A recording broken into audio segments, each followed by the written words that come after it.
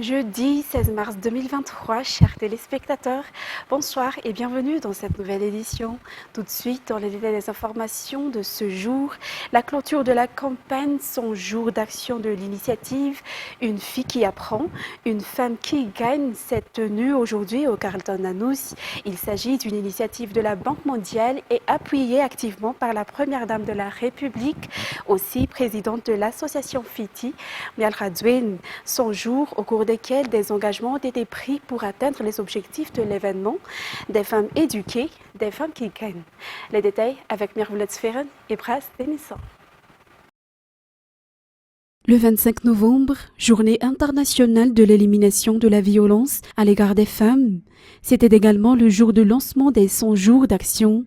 À cette occasion, toute l'assistance s'est engagée à mener des actions concrètes en faveur des femmes. Les femmes représentent la moitié de la population de Madagascar, ce qui est un facteur majeur de développement. Pour la Banque mondiale, sa représentante a lancé 3 nouveaux défis majeurs: maintenir les enfants à l'école, mettre en place toutes les conditions pour promouvoir l'entrepreneuriat et le mener à bien jusqu'au bout. Et surtout, la Banque mondiale s'est aussi engagée à agir dans la lutte contre les violences basées sur le genre. C'est un défi qui se transformera en action cette année même. Et comme on vous l'avait promis, elle aura 3 composantes. Évidemment, la première composante, Madame la ministre de l'Éducation est très contente parce qu'on va travailler avec vous pour maintenir les filles à l'école. Qu'est-ce qu'il faut pour que les filles puissent arriver à finir le secondaire? Voilà le défi qu'on prend. Ça, c'est le premier. Deuxième défi, comment créer les conditions pour que les femmes puissent entreprendre et arriver au bout? Et là, on va travailler avec le GEM, on va travailler avec le secteur privé. Nous avons déjà un programme avec le PIC et nous allons tout faire pour que si on vous donne les skills, la formation, que ça ne soit pas uniquement la formation, mais que ça aboutisse à vous donner l'emploi. Ça, c'est un défi énorme, mais nous prenons ça comme un engagement.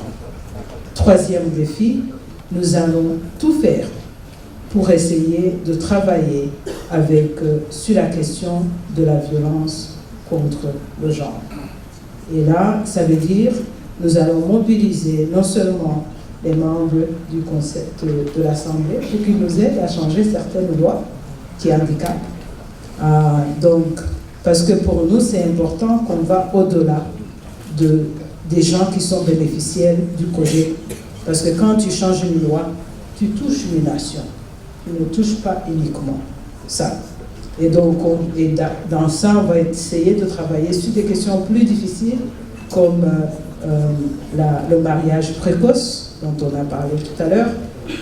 On va parler aussi de toutes les questions de family planning. Je me souviens, quand j'étais partie au Sud avec Son Excellence, Monsieur le Président, elle avait pris en main de parler aux femmes en direct pour leur demander qu'est-ce qu'il faudrait pour diminuer le taux de naissance ici, qui entrave aussi le processus de développement.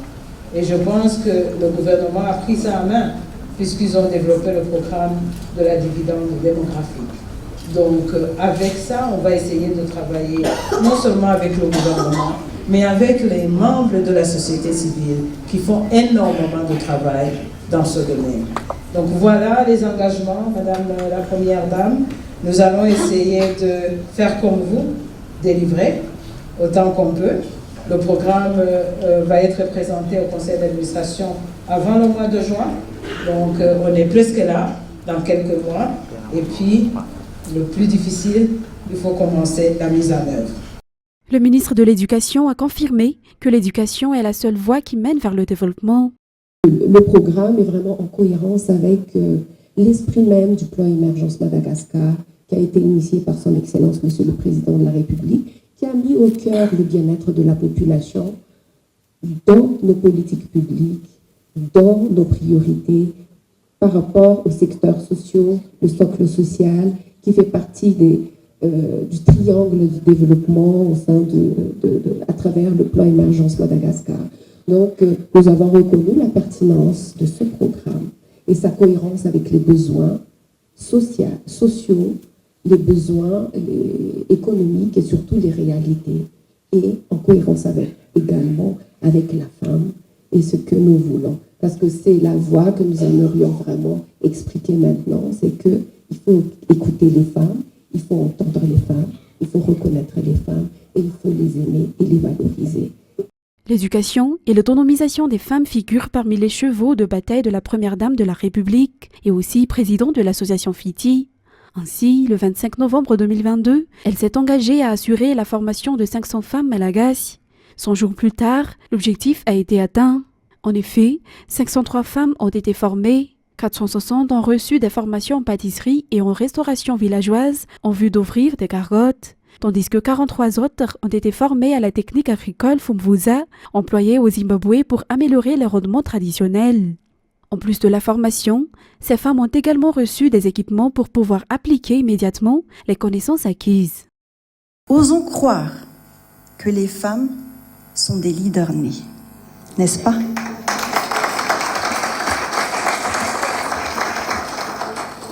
Pour bâtir une nation inclusive et productive, il est indispensable d'investir dans le potentiel que représentent les filles et les femmes. Et je suis fière de constater que ce mouvement a porté ses fruits. Et en grande partie grâce à vous, chers partenaires, qui êtes à pied d'œuvre pour appuyer les différents efforts de Madagascar. Je tiens à exprimer toute ma gratitude à l'endroit de la Banque mondiale pour son implication dans l'appui à l'amélioration des conditions de vie de la population malagasy en instaurant cette importante initiative. Je vous suis entièrement reconnaissante de m'y avoir associée. En ce qui me concerne, avec l'association FITI, nous avons mis en place des formations pour promouvoir les talents et les compétences des femmes. 460 femmes issues des 23 régions de Madagascar ont pu bénéficier des formations telles que la pâtisserie et la cuisine. 43 femmes agricultrices ont également reçu une formation sur la technique agricole Fumvuza, un concept à l'épreuve du climat qui permet de travailler leur sol d'une manière plus efficace et de tirer le maximum de profit sur les petites parcelles de terrain. Avec ces modules s'ajoute la formation en gestion simplifiée et des kits de démarrage ont été distribués pour qu'elles puissent créer, dès la fin de la formation, des activités génératrices de revenus. À l'issue de ces formations, j'ai été profondément touchée par les visages souriants et pleins d'espoir de ces femmes qui, pour la plupart d'entre elles, avaient reçu pour la première fois de leur vie, dans leur vie, une attestation de fin de formation. Pour elles, c'est une grande étape dans leur chemin vers l'autonomisation. En tout, nous avons 503 femmes qui sont maintenant actrices du développement car elles réalisent qu'elles ont un potentiel individuel et productif. Une fille éduquée aujourd'hui et une femme autonome demain. Nelson Mandela disait « L'éducation est l'arme la plus puissante qu'on puisse utiliser pour changer le monde ». Nous souhaitons que toutes les jeunes filles et toutes les jeunes femmes soient capables de résoudre des problèmes, de communiquer efficacement, d'être créatives et de s'adapter à différents environnements et situations. Il est donc important d'encourager les parents à envoyer les petites filles aller à l'école, ce qui permettra ainsi d'élargir leurs perspectives d'avenir. Car nous le savons tous, l'éducation est la seule voie qui mène vers l'émancipation économique et la capacité de décision des femmes et des filles. Mesdames et messieurs, je ne peux cacher mon émotion face à l'engouement qu'il y a eu autour de cette initiative. Ainsi, je m'engage à nouveau à poursuivre les efforts entrepris dans cette cause tellement cruciale. Et je vous engage à faire de même. Permettez-moi de réitérer ces vœux qui m'est cher, que toutes les jeunes filles de mon pays puissent accéder à l'éducation, que les femmes soient aimées, respectées et considérées à leur juste valeur, dans leur foyer et qu'elles deviennent autonomes. L'éducation des filles, il ne s'agit pas seulement de les aider à s'améliorer, mais surtout de les aider à lutter contre la violence et le mariage précoce. Aujourd'hui, plus que jamais, j'aimerais rappeler que la violence envers les femmes est une violation des droits humains. Elle laisse de profondes séquelles. C'est pourquoi une sensibilisation contre les violences basées sur le genre et sur le planning familial s'est tenue à la fin de ces différentes formations. Il était vraiment important que ces femmes soient conscientes de leurs valeurs et de leurs droits. Cette cérémonie de clôture des 100 jours d'action en faveur des femmes et des filles à Madagascar a permis à tout un chacun de partager son apport et contribution durant ces 100 jours. Les efforts communs entrepris durant ces 100 jours se poursuivront. Des nouveaux défis sont lancés pour que les femmes puissent devenir actrices à part entière du développement. Ensuite, le PP de Mahab, dans la commune d'Andouaran-Fout, district d'Atsimjan, a été inauguré ce jour par le président de la République, Anjradouin. Il a également distribué les cadeaux de la part du Samaritan Purs aux élèves, un cadeau des enfants des États-Unis pour les élèves malagasy. Les détails avec Judikel Ranjianirin, Rad Raman Zatouf et And Rad Zajebe. Les enseignants, les parents et surtout les élèves de l'EVP de Mahab Andouaran-Fout ont été en liesse aujourd'hui, car cela fait de nombreuses années qu'ils n'ont pas pu bénéficier d'infrastructures d'enseignement de qualité. En effet, les 400 élèves n'avaient à leur disposition que de 2 salles de classe qu'ils devaient utiliser en alternance, selon la déclaration du directeur de l'EPP. En plus des salles de classe qui viennent d'être construites, le président de la République a également remis aujourd'hui aux élèves de l'EPP Mahab les cadeaux provenant des enfants des États-Unis, cadeaux collectés par Samaritan Purs. Ces cadeaux sont chez nous grâce à la coopération entre le gouvernement et le TEDK Saint-Kiss Christmas ou le TAK. Le président a souligné particulièrement l'importance de telle distribution des cadeaux ainsi que les efforts qui doivent être faits pour que des centaines de milliers d'enfants malagasy puissent en profiter. Et pour en revenir à l'EPP, cette infrastructure est le fruit de la collaboration entre la région Analamang et la commune d'Andouaran-Fout, en réponse aux consignes du président de la République dans la mise en œuvre du 4e Véliran, Éducation pour tous. Il faudrait qu'il y ait des projets similaires dans toutes les régions pour obtenir de bons résultats, a déclaré le gouverneur de la région d'Analamang. Mianar, Miloufous, Fanfianar Analouvatsarainjinj, ou persévérez dans vos études, car le savoir est le meilleur des héritages. Tel a été le message aux étudiants de cette EPP de Mahab. Ainsi, pour les encourager et reconnaître les plus méritants, les 3 premiers élèves de chaque classe recevront chacun un vélo. Et après avoir inauguré le PP Manarapench de Mahab Andouaran-Fout, le président de la République, Anjradouin, a posé la première pierre du stade Manarapench du CFFA à Yavlou. Dans 3 mois avant la fête du 26 juin, le stade Manarapench sera prêt, a-t-il précisé. Le président de la République a également remis un prix au coach Roro, l'entraîneur des Bariachan, ainsi que les joueurs du CFFA qui composaient les Bariachan. Toujours avec Radman Zatouf, Judikel Ranjianirin et Ant Radzajebe.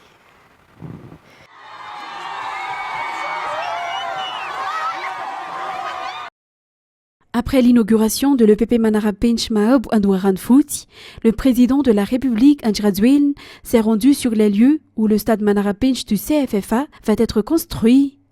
De nombreuses personnes l'ont accompagné sur le chemin vers le lieu où sera implanté le nouveau stade, un chemin qu'il a fait à pied.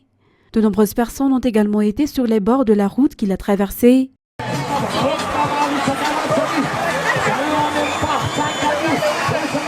Le stade Manarapench CFFA Andouaran-Fout sera construit sur cette partie du terrain du palais de Yavlou et la pose de la première pierre a eu lieu aujourd'hui.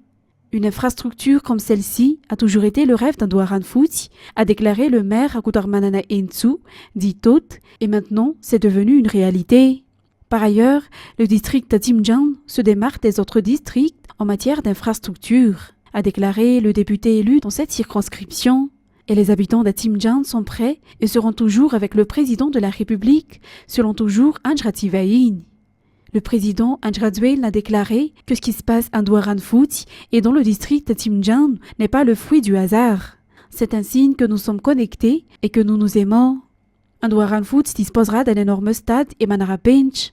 Ce n'est pas un hasard, a toujours souligné le président. Le développement est palpable et nous devons toujours avancer et sortir vainqueurs. Le président de la République, Andradzuel, a spécialement remercié et remis une récompense au coach Roro, l'entraîneur des Bariachan, ainsi qu'aux joueurs du CFFA qui ont été au sein de cette équipe nationale. Passons maintenant dans un tout autre sujet, la première édition du projet PIA destiné à protéger Antananarive et ses environs des inondations a été un succès. Plus de 16 400 ménages ont bénéficié de ce projet dans les zones basses de la capitale à travers le curage des canaux et l'installation des infrastructures appropriées. Bien que les améliorations aient été constatées, les travaux doivent être poursuivis, a déclaré aujourd'hui le ministre de l'Aménagement du territoire et de la décentralisation. Et toujours selon ce dernier, il reste encore de nombreux endroits à nettoyer pour la gestion à long terme des canaux, compte tenu de l'augmentation du nombre de personnes vivant à Antananarive. Adela Martina, sur les images de Nzar Djiantsou. 16 446 ménages ont pu bénéficier du programme dans le Fuktan d'Akadou Majoujou, d'Adjevanakadmbawok, Masirana Mountain, à Nouspe Ouest, Manartsou Issouch, à Tomadinke Sud, à Mouibaratan Main, à Kourjan Ouest, Tsaramasei, à Kourjan Ojan Mayej, à Mourn et à Boudmit. Le programme intégré de l'assainissement d'Antananarivoin touchera à sa fin en ce mois de juin. La préparation de la deuxième phase est déjà en cours. En effet, l'envoi pour la ratification de cette deuxième phase auprès du Parlement a déjà eu l'approbation du Conseil des ministres du 15 mars. La première phase, avec un montant de 50,6 milliards d'ariars de l'Agence française de développement et de l'Union européenne, a concerné la prise en main de l'hydraulique de la ville en matière de curage du canal principal de drain Andjiatagne, ainsi que la rénovation de vannes d'équilibrage et de protection de la ville à partir de digues. Ces derniers ont financé ce projet. Le projet PIA 1 s'achève et le comité de pilotage qui se tient aujourd'hui permet effectivement de tirer un bilan, d'en tirer les leçons et de mesurer les résultats. Et je crois que ce bilan il est positif parce que les études qui mesurent les résultats et les impacts ont montré que PIA 1 a bénéficié à 400 000 habitants de la ville de Tananarive, dont les conditions de vie sont améliorées avec des inondations d'une gravité qui est moins importante et d'une durée qui est également moins importante. Donc le bilan il est très positif et je crois que c'est une réussite collective. On se félicite, l'AFD est très fière de ce projet mené avec le partenariat de l'Union européenne qui a apporté également un financement et en partenariat surtout avec les acteurs ici à Madagascar. Sur la base de ces résultats positifs, vous savez que l'ensemble des parties prenantes a décidé de poursuivre avec PIA 2 qui va démarrer toujours avec un accompagnement financier de l'Union européenne, avec tous ces mêmes acteurs pour poursuivre le travail et amplifier les résultats pour avoir une population plus importante bénéficiant de ces travaux et de ces projets. Les travaux de réhabilitation ont concerné 5 stations de pompage, dont les stations de relevage d'Issouch, d'Anatiaz, d'Ampeflou, d'Amboudinssouch, ainsi que des 67 hectares. Il y avait aussi les travaux de canalisation, les travaux de curage du canal Andjiatagne sur 7,5 km, les travaux de réhabilitation d'ouvrages vannés, les travaux de réhabilitation des canaux en place de désableurs à Ampeflou et à Tsarafarch, les travaux de reprise sur l'ovoïde d'Analakeil, la réhabilitation des verrous hydrauliques, ainsi que les travaux d'aménagement de la décharge d'Andjalanch. Les travaux de deuxième phase du programme ont débuté au mois de mai 2021 pour un montant d'environ 24 milliards d'ariars. Diverses activités ont été déjà effectuées, comme le confortement et l'embellissement des berges entre Akadmbawok et Akourjan, répartis en plusieurs tronçons. En éducation, nombreux sont les enseignants qui n'ont pas encore reçu de formation pédagogique spécifique, en particulier les enseignants des zones rurales, pour les aider à améliorer la qualité de l'enseignement qu'ils dispensent aux élèves. Le projet d'apprentissage en ligne e-learning se concentre sur la formation de 10 000 enseignants permanents et enseignants FRAM dans les écoles publiques rurales à travers les nouvelles technologies dans le secteur de l'éducation. Il s'agit d'un projet du ministère de l'Éducation en collaboration avec des partenaires tels que l'UNICEF et bien d'autres, d'une durée de 2 ans et qui se concentre sur la formation des enseignants. Le projet e-learning contribue à l'amélioration de la qualité de l'éducation dans notre pays. Et au vu de tous les efforts et travaux qu'il a accomplis au sein de l'Alliance française à Madagascar, il y a eu aujourd'hui une remise de distinction de chevalier des arts et des lettres à Rakut Malala Modeste et d'officier des arts et des lettres à Rakut Neuf Julien à la résidence de France Ivangi. Ces derniers qui ont déjà occupé divers postes à responsabilité au sein de l'Alliance française pour la promotion et le développement de la culture française à Madagascar et dans le monde entier. Reportage. Actuellement, l'Alliance française d'Antananarive se classe au premier rang mondial en raison du nombre d'étudiants qui y suivent des cours. Ce résultat est le fruit des efforts et du travail de divers responsables au sein de cet établissement d'enseignement.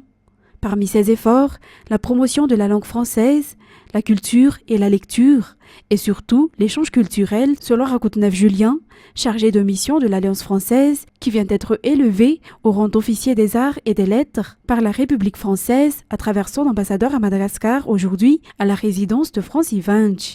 La ministre française de la Culture nous a décerné les insignes de chevalier et puis d'officier des arts et des lettres de la République française en raison de notre implication dans le développement de la culture en France et dans le monde. Particulièrement concernant Madagascar, il y a la place importante de l'Alliance française de Madagascar, l'Alliance française Antananarive qui est maintenant la première alliance française du monde en termes d'apprenants avec 15 000 étudiants. Il y a le vaste réseau des alliances françaises, un des premiers réseaux du monde avec 29 alliances dans tout Madagascar. Et il y a donc les efforts considérables qui ont été consentis et déployés à travers tout le pays par l'implantation des bibliothèques, les médiathèques, le dialogue des cultures et puis la promotion de la lecture publique et le développement des arts et des lettres. Tous les efforts qui ont été accomplis visent à faire connaître et à développer la culture française à Madagascar, en France et dans le monde entier. Et en plus de ceci, il existe encore de nombreux secteurs où ils ont apporté du développement et contribué à la promotion de la culture française, comme les médias, le secteur de l'enseignement public et bien d'autres. Cette cérémonie de remise de distinction de chevaliers et officiers des arts et lettres s'est déroulée en présence du ministère de la Communication et de la Culture, la Latine Rakut Njazaf Adjiatungariv, du ministre des Transports et de la Météorologie, Valérie Ramouzaville, et de plusieurs gouverneurs régionaux. Passons à présent aux actualités internationales. Les ports de Nantes, mais aussi ceux de Brest, Le Havre et Calais étaient à l'arrêt jeudi 16 mars dans le cadre de la journée Port Mort lancée par la CGT pour lutter contre la réforme des retraites, a-t-on appris auprès des préfectures et de la CGT. France 24. Le port de Marseille complètement à l'arrêt. Les militants CGT en bloquent tous les accès.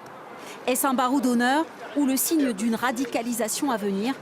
En tout cas, ici, personne ne se fait d'illusions sur une possible victoire en cette journée décisive.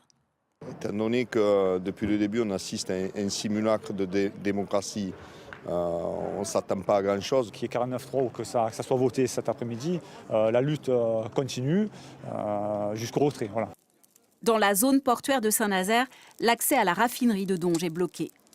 Tout près, des salariés grévistes d'Airbus se relaient sur les barrages pour fermer l'accès au port. Ici, on croit encore que la mobilisation peut peser sur l'Assemblée cet après-midi. Soit on ne fait rien et on laisse les débats se faire sans un bruit, ou soit on montre aussi à nos députés qui sont dans les circonscriptions et qui reviendront dans les circonscriptions que les citoyens sont majoritairement contre cette réforme. Faire pression jusqu'au bout sur les députés. Ici à Antibes, les grévistes se sont rassemblés devant la permanence de l'élu des Républicains Éric Pogé, qui approuve la réforme. C'est pas joué, déjà il faut que ça passe à l'Assemblée et pour moi ça ne passera pas et on est tous confiants là-dessus.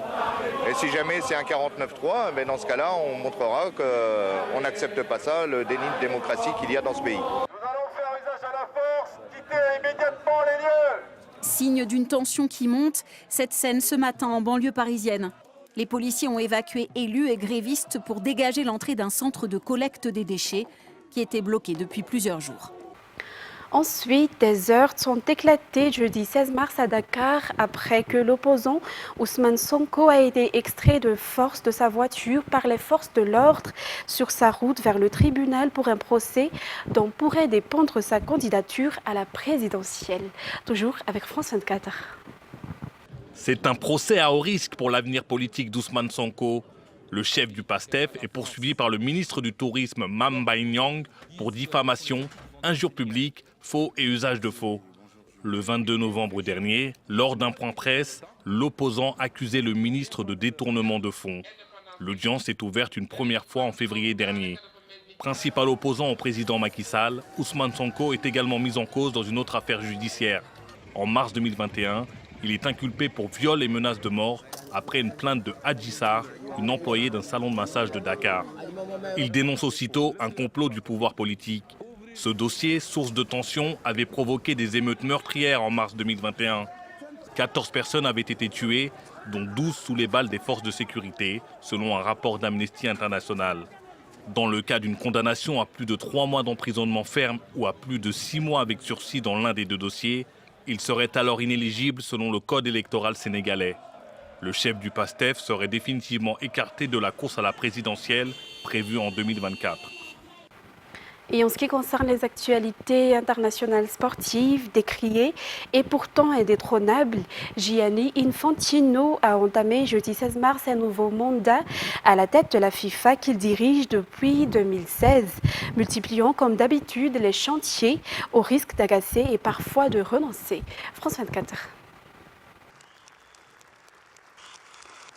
Comme une formalité, Gianni Infantino, seul candidat en lice, est réélu par acclamation au congrès de la FIFA.